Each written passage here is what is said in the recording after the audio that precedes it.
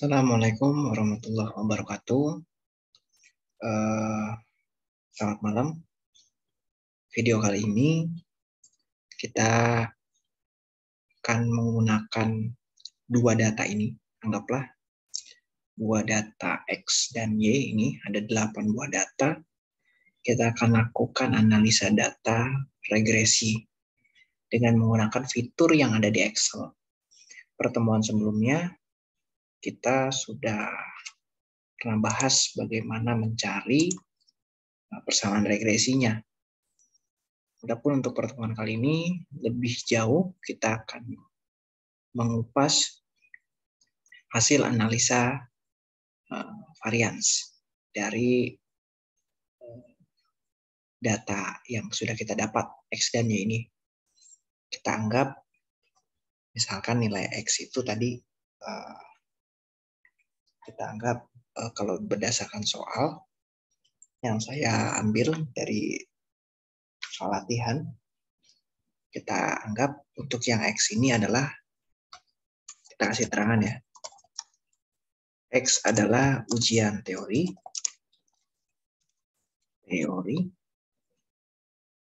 dan Y adalah ujian praktik ya. Jadi di sini kita akan melihat hubungan antara ujian teori terhadap ujian praktik. Sederhana untuk memahami keterkaitan antara dua variabel ini ya. Ini variabel X sebagai variabel bebas dan ini variabel perikatnya. Oke. Di Excel sendiri ada fitur data di bagian sini, bagian tab atasnya, menu data. Ya. Kita klik data. Di sini kita akan diberikan berbagai fitur. Kita pilih data analisis ya. Data analisis di bagian pojok kanan atas. Di pojok kanan atas kita klik data analisis ya. Kemudian teman-teman di sini tools analisisnya banyak ya. Teman-teman pilih yang regression. Nah, regression. Nah, ini. Kalau sudah klik OK, setelah klik OK, kita input nih ya, range Y-nya yang mana nih? Y yang ini kan. Kita seleksi dulu. Kemudian input X range-nya di sini. Kita sudah seleksi. Kalau sudah diseleksi, teman-teman, kita set confidence levelnya, kita default aja di 95%. Kemudian untuk outputnya teman-teman pilih aja di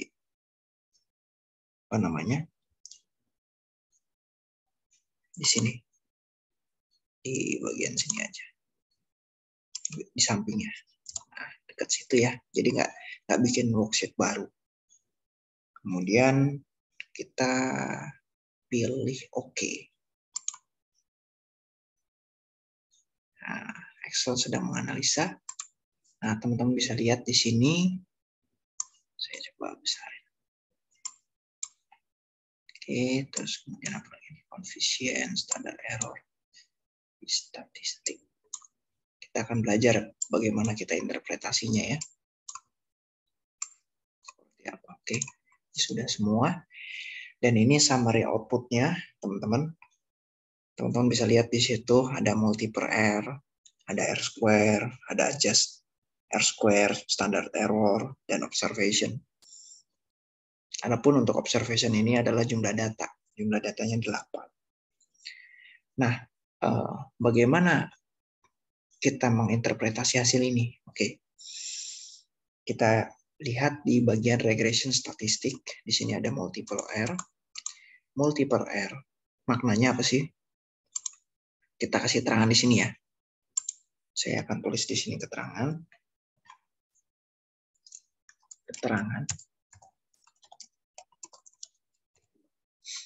Makna multiple R sebesar 0,56. Jadi nilai 0,56 menunjukkan korelasi, menunjukkan bahwa korelasi antara variabel teori ya, di X ya, dan praktik sebesar 0,5602 seperti itu, atau 56% lah ya. Nah, 56%. Kemudian nilai R square atau biasa disebut sebagai koefisien determinasi. Nilai R square itu nilai 0,313, maknanya apa sih? Artinya bahwa sebesar 31,3% variasi diakibatkan oleh variabel teori X ya, dan praktik. Kemudian sedangkan sisanya dipengaruhi oleh variabel lainnya. Seperti itu aja teman-teman ya. Dan untuk persamaan regresi linear sederhana ini, sebenarnya penggunaan R square saja sudah cukup untuk kita menjelaskan determinasi, dan untuk nilai adjust R square itu sebenarnya dianjurkan untuk persamaan regresi linear berganda. Jadi di sini kan ada adjust R square ya. Itu untuk regresi berganda, cuma kalau untuk yang sederhana kita pakai ini aja cukup. Ya. Oke, lanjut di standard error. Nah, maknanya apa tuh 1,389? Jadi dia maknanya adalah menunjukkan variasi nilai 0,199 menunjukkan variasi ya. Menunjukkan variasi di sekitar garis regresi. Udah gitu aja. Ya. Titik. Observation ada 8 menunjukkan banyaknya observasi, ada 8 data ya. Nah, Pak itu apa ya? ANOVA ini. ANOVA di sini merupakan analisis of variance. Analisis variansi. Analisis variansi di sini ada DF. DF itu degrees of freedom, derajat kebebasan. SS maksudnya sum square. Kemudian ini MS adalah mean square. F itu maksudnya uji simultan ya. Kemudian di sini ada F significance. Kita nanti pakainya untuk yang F hitungnya ini aja ya. Jadi yang dipakai nanti ini. Significance F tidak kita pakai. Oke, maknanya apa tuh? Regression, ada residual ya. Oke, ada di beberapa buku residual disebutnya error. Jadi galak gitu ya. Seperti itu. Jadi di sini kalau teman-teman bisa lihat nilainya, degrees of freedom, DF derajat bebas, SS tadi sum square, kemudian MS mean square, dan F yang kita akan pakai ini. S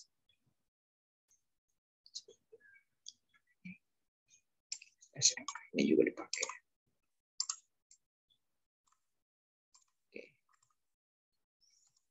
Oke, kita interpretasi bareng-bareng ya. Nah, untuk dari tabel ANOVA ini sebelumnya kita harus tahu, kita membuat hipotesis dulu.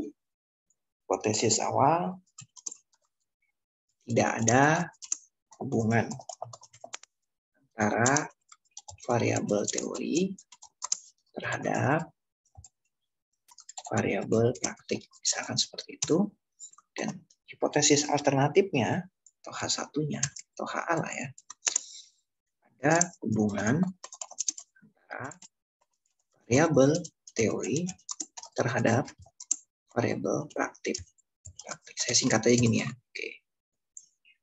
Nah, kita setelah hipotesis, kita akan melakukan pengujian. Pengujian di sini teman-teman lihat. Nah, teman-teman lihat di sini ada nilai apa namanya? Nilai F hitung ya. Jadi nilai F hitung kita dapatkan berapa? Sama dengan 2,7436. Dan teman-teman harus tahu F tabel. F tabel itu sama dengan berapa? Kita lihat, kita menggunakan alfa 0,05 ya. Alfanya 0,05, kemudian degrees of freedom DF untuk regressionnya itu 1, kemudian untuk DF atau degrees of freedom-nya residual itu adalah 6. Kalau kita cari di tabel dengan DF 1, DF regression 1 dengan DF regression DF residual 6, kemudian dengan alfa 0,05 didapatkan 5,99. Teman-teman bisa cari di tabel nanti. Ya. Nah, kita tulis karena F itu kurang dari F tabel, maka H0 diterima, H alternatif ditolak. Begitupun sebaliknya ya, misalkan dia F hitungnya lebih besar daripada F tabel, ya maka hipotesis alternatif diterima. Gitu. Artinya apa?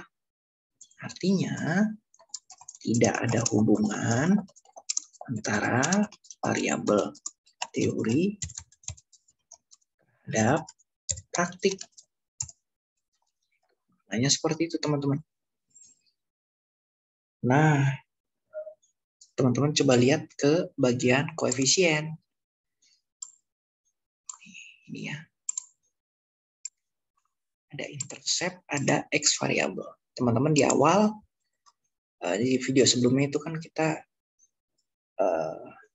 membahas cara menentukan persamaan regresi linear secara manual. Kalau ini kita menggunakan data analisis, kita dapatkan koefisien intercept-nya Y sama dengan 3,47 ditambah X variabelnya 0,59X.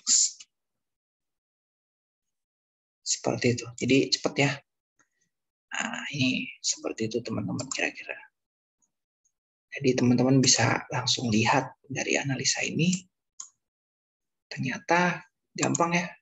Dan mudah sekali untuk menggunakan menganalisa regresi sederhana menggunakan fitur data analisis di Excel. Oke, mungkin itu saja hari ini. Terima kasih sebelumnya. Semoga bermanfaat. Assalamualaikum warahmatullahi wabarakatuh. Selamat malam.